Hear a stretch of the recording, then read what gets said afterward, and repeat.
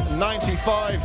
And Josh, this is one a lot of the people in the know in the UK MMA circuit have been talking about a lot this week. Steve Diddy Kong Aimable here on Cage Warriors, and this is a young man that you and I have both seen a fair bit of over the years, Josh. Yeah, certainly, not only on Cage Warriors, but on a lot of regional promotions in UK MMA as well. He's representing BKK fighters tonight. His overall record is 10-4-0. Of those 10 wins, 7 have come by TKO, and you'll see as soon as he starts moving around the cage, an incredibly fluid and dynamic striking game. It really is excellent to see. This is his second fight with the Cage Warriors promotion. The only other time he appeared was a long time ago, 2014, at Cage Warriors Fight Night 11 in Jordan, and unfortunately, you know, he took that one on a quick turnaround from another fight, wasn't really ready in his eyes, and suffered a loss that night, but he went away and he's put together an 8-1 streak in regional competition since then. He picked up the title on what is now the Cage Warriors Academy in the Southeast. So a strong pedigree from this man, and we see a Cage Warriors stalwart, Jack Mason, in his corner. We know this young man's going to be very well prepared for tonight's action, Josh. Yeah, absolutely. You've got Jack Mason, who's had, 18 Cage Warriors fights, wrestler Nick Albert in his corner as well. Look, well-rounded, very powerful, really game for this one.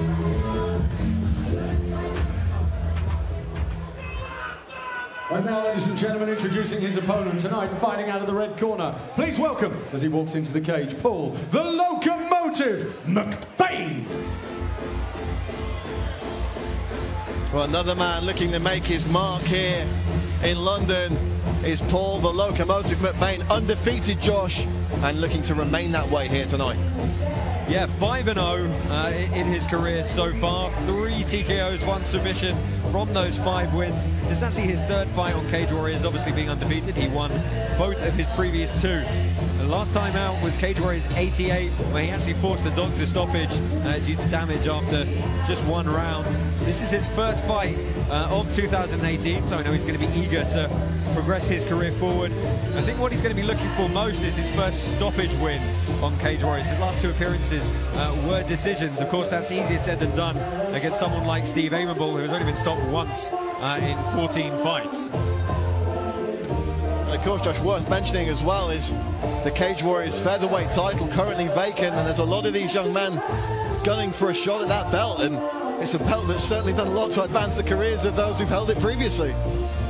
Yeah, I mean, look, there's a lot of prestige around holding a Cage Warriors title and what it can do for your career overall, and it's absolutely something that these guys who are killing it on the regional promotions need to look to aim for, and a good win here is going to set either of these gentlemen up for a bout on the main card and then potentially a title shot further down the line.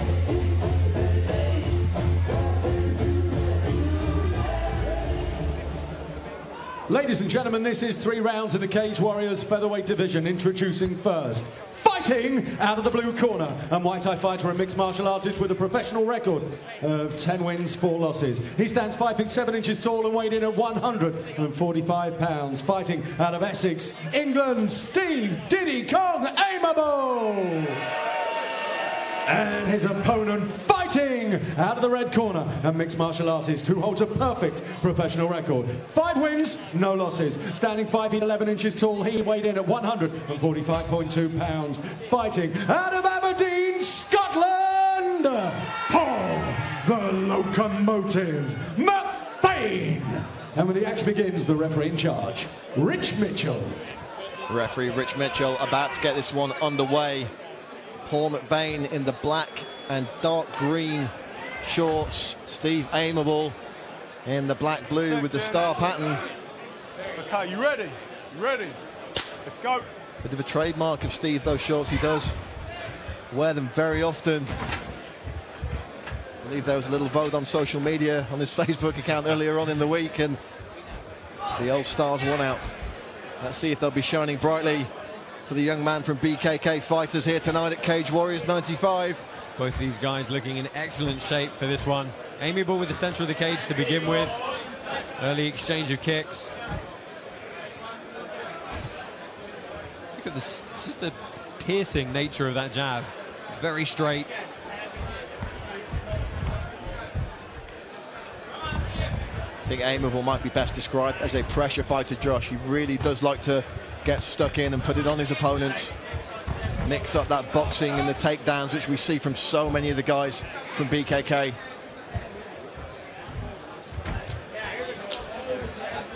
Yeah, Aimable the one commanding the center of the cage at the moment.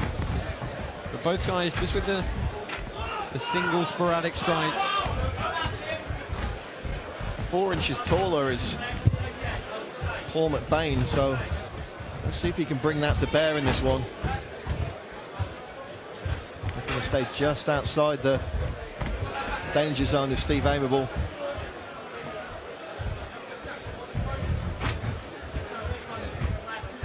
That was interesting. As Mcbain closed the distance, he grabbed a hold of Aimable's wrist. Would have been interesting to fold an elbow over the top or drive a knee behind it.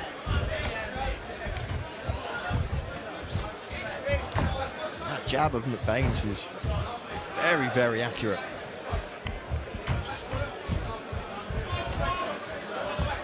Mcbain switching things up with a high kick on the left-hand side there and a leg kick on the right. Yeah, that one landed very solidly. Aimable went to check, just didn't quite lift the leg high enough. Took the brunt on the thigh.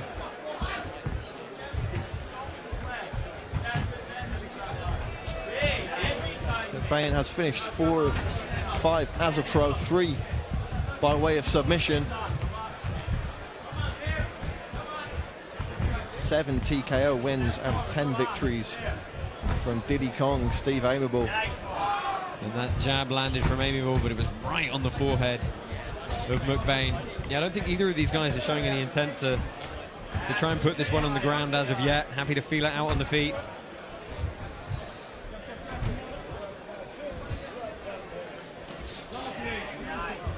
Aimable looking for the 2-piece there, didn't land it, but he's keeping Mcbain honest. Mcbain shooting back with some of his own. Nothing incredibly significant landed so far, Josh, but a good feeling out period in the first 3 minutes of this contest. Yeah, they both landed a few short ones, but look how quickly Mcbain jumped on that neck. It made Aimable forget all about that single leg transition. You know, and that's a legitimate method of defense. If you don't want to wrestle, straight wrestle defense, you can't just go straight after a submission. And a threat on the neck, you know, if you get that chin strap tight enough and those kind of 10-finger guillotine variations, you can put so much pressure on your opponent so quickly that they really have to think about the defense. Both men throwing out the leg kicks there and nullifying each other. That was just timing from Mcbain. Excellent timing to get in on the takedown, but the explosiveness of Aimable is going to make it very hard to keep on the mat.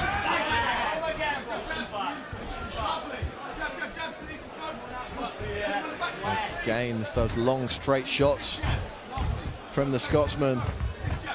He's playing that height advantage well, and that was, again, beautiful timing on the level change.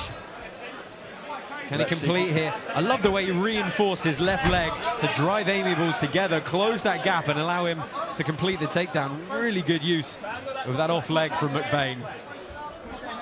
And in a close round, Josh, that might be something that perhaps tips the scorecards in favour of the man from Aberdeen. It could be if he can ride this position out for 45 seconds. I mean, he's in that heavy ride position and choosing to separate and throw the strikes. Great fight IQ. Yeah, some solid shots there from Mcbain. Aimable looking to get back into this one at the end of the first round. He's got 30 seconds, just less, to make an impression. Watch your heads, gents. And the corner there asking for a takedown in the last 20 seconds from Steve Aimable.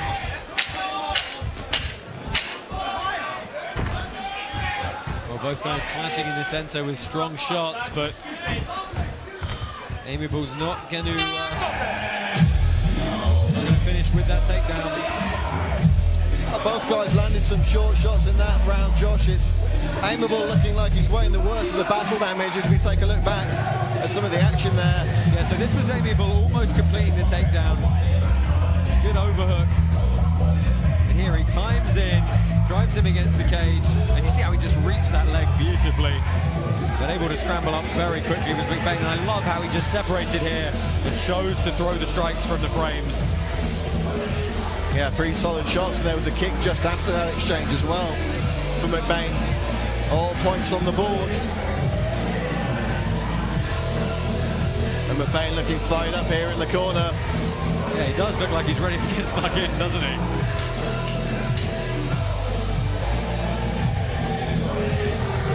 Well, Mcbain wanted to check his weight a little bit early before our official weigh-ins yesterday, perhaps slightly concerned that he might need a bit more time in the sauna, but he was a full half-pound under, very pleased with himself. And you know, when you see that look of relief on the fighter's face when the hard part's over, he instantly looked like a man who wanted to get in the cage and do the business. That's exactly what we've seen so far. I mean, look, 5'11" is a good height for a featherweight. He's been trying to use the range here, but Aimable dynamic with his striking and response. Aimable just wearing a little mouse under the right eye, but nothing massively significant there.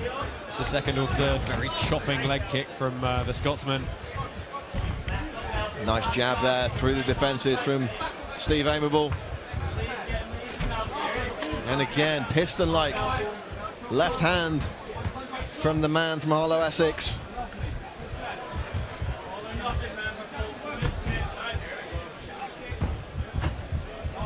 Taking a commanding stance in the centre of the cage is Aimable. Mcbain happy to dance around him, though, it seems, Josh, at this stage. Yeah, no one can say Aimable doesn't put that jab to good use. Been leading a lot with it, but good hooks in response. Yeah, 3 big shots there from the man from Aberdeen, and that's got to fill him with confidence. Credit to Steve Aimable, though, he took them on the chin. Yeah, just stepping in with that push elbow. I feel like Mcbain's maybe mixing the strikes up a little bit more.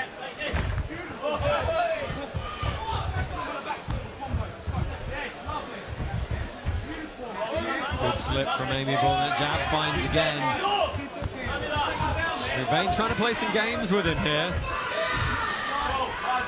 Well, we saw him land those 3 big hooks as a counter a few moments ago, perhaps just looking to bait Steve Aimable in here. And they're both starting to wear a little bit of damage on the face. Again with the wide hooks. Mcbain really mixing up the strikes. Keeping Aimable guessing from all angles, Josh. Yeah, again with that elbow through the middle. I mean, Mcbain has such a reach advantage. When he throws the hooks, he can throw them at length, which is really giving him a good deal of whip on them.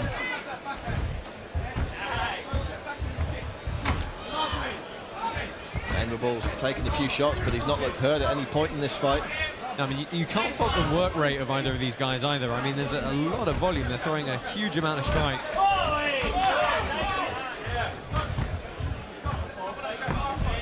Oh, very close from Paull Mcbain with that head kick. And I'm a little bit surprised Aimable didn't try and stay in on that single.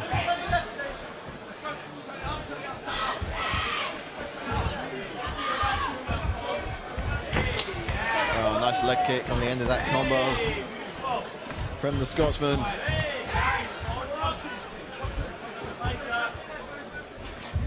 Perhaps Mcbain landing more shots flush here, but Aimable certainly not looking out of the fight by any stretch, Josh. Yeah, absolutely. I mean, the main weapon for Aimable that's landed has been that jab as he looks to change level here. He drives forward, tries to connect his hands, but good defense and plum clinch for Mcbain. Let's see if he can get those forearms in front. Oh, good work throwing the elbow on the break of the clinch there. Mcbain's really throwing into some of these shots. Nice straight right hand from the Scotsman. Perhaps we're seeing him put his foot on the gas here at the end of this second round. 90 seconds to go. Yeah, again, it's perhaps just better diversity of strikes from Mcbain. Not more straight 1-2s from Aimable. He takes this one. Is it Aimable? Is it Mcbain? Let us know on social media with the hashtag CW95. You feel like Mcbain's got a rhythm here, but he's overcommitted a little bit. Trying to hit that crossface, pick up from Aimable, completes. He's going to look for a triangle here. Mcbain's going to try and stuff that left hand, and Aimable is wise to it, stepping over that left leg. If he can shut that that left hip of Mcbain down, he can start walking around this guard. But the closed guard is not somewhere where you want to be with someone who has the limb length of Paull Mcbain. So he's playing with the one elevator hook here on the inside. See if he looks to sweep or stand up. He's going to work his way to the cage, post with his left hand, traditionally withdraw that leg. There we go. Great work from Mcbain there to get back to the feet, and he's going to look to turn his man onto the cage. Watch for the elbow on the break. I think that's a shame that Aimable didn't try and do some more damage from inside that guard, especially whilst Mcbain was trying to stand up. At that point, he's just a bit more vulnerable. And Mcbain leaving his neck in there.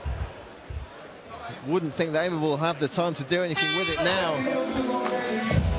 But it seems that Steve Aimable's on the back foot going into this third and final round, Josh. Yeah, I think that round definitely leaning the way of Paull Mcbain, just landing with a bit more volume, a bit more consistency, and a bit more diversity. 2 big hooks and a third as well. That second hook was excellent. Both men landing in that exchange, and we see Mcbain there with a bit of showmanship and coming off the better in the preceding exchange. Yeah, just trying to get in the head of Steve Aimable. These were some good knees. Did open himself up for this takedown though. But as we saw the Scotsman later able to get back to his feet. So perhaps a wasted endeavour there for Steve Aimable. Josh, if you're in that BKK corner now, what's the advice in this third and final round? I mean, it's very tough for him. Does he try and go for the takedown early on and really try and sell his soul to earn that position on the ground? Or, you know, do you keep trying to go up top with the strikes? If he does, he's got to mix it up. He's got to get inside, and he's got to really be the one to land first.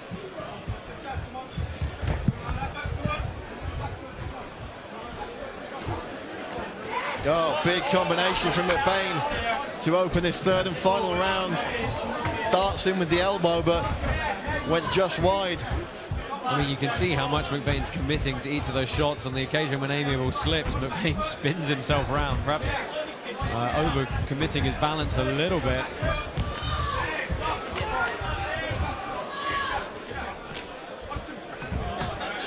Oh, a little clash of heads there, but no harm, no foul.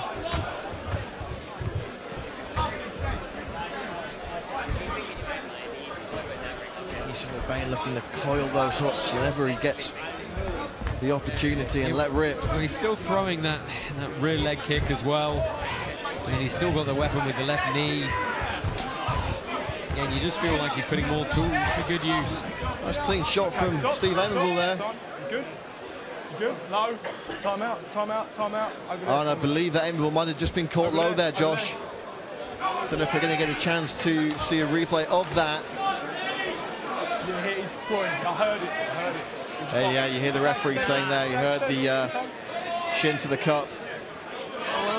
Oh, I'm not too there. sure about that. The shin kind of took across the front of both thighs. Well, regardless, Aimable good to go straight away.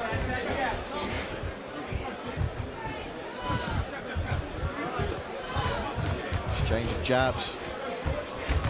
And so much of this fight has been close quarters, rapid fire exchanges.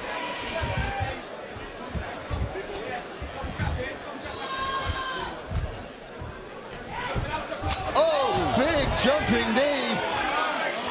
High risk offense from Paull Mcbain, ends up on his back. Yeah, now Aimable's got time to work here, and then this is a golden opportunity for him. He's grabbing around the hips.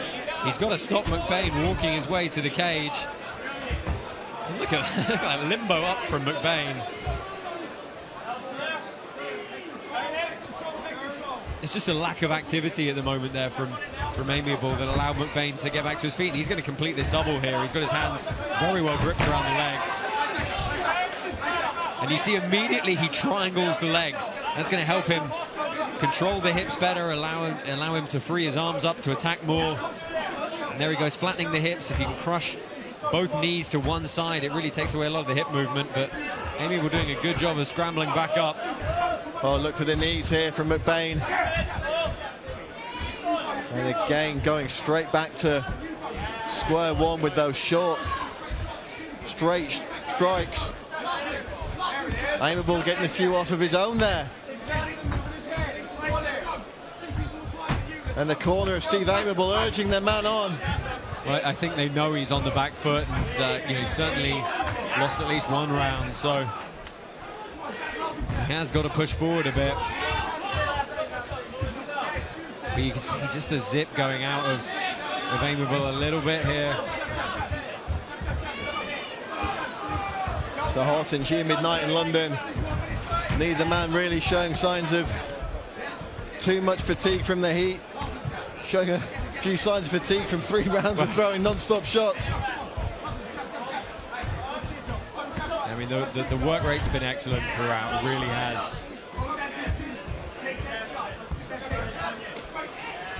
Oh, another big knee. And that's cut Steve Aimable across the cheek. So Aimable's pushing forward here.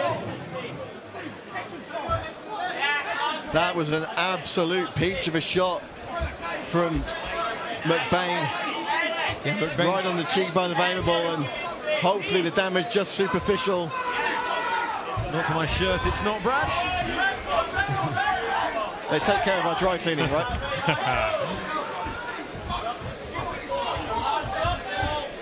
There's not too much swelling yet, so looks like it's just a cut. Yeah, I mean, I think Aimable's lucky this has opened up in this late in the fight and not early on. It could have been a lot worse, but it's under the eye, so unless he ends up on his back, it's not going to impede his vision all that much. Oh, you know, the gloves of Mcbain are bloody now, so, you know, a few jabs to the eyes. Oh, Mcbain really piling it on here. Final 20 seconds. Yeah, I think he spurred on.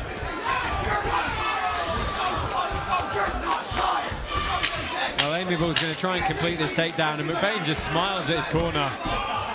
And you can see he's just got that surge of motivation from opening up that cut. It's going to see him through this final stanza. Wow, what a war. A bloody battle here in London. I'd like to say Steve Aimable looking the worst for wear, but I believe it's you, Josh, at cage side, currently wearing most of the claret. Why do I wear white shirts for this? Look, great fight. Absolutely fantastic striking exchanges from both of them, but you've just got to say it was the diversity of striking from Mcbain that really served him there, and as the course of the fight went on, it just started to pay more and more dividends for him. Well, you know, as we're seeing in the replays now, and as you'll see when you look back at the fight in general, no two shots the same from Mcbain there. He really did mix his offense up and keep Steve Aimable guessing. And to his credit, Steve Aimable kept on coming forward, kept up the pressure.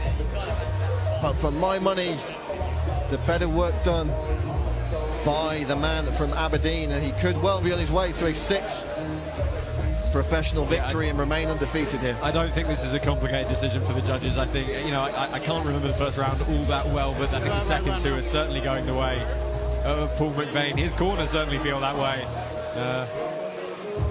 as we get ready for the judges' decision. And we'll throw it to Andy Freelander in the cage. We'll make it official.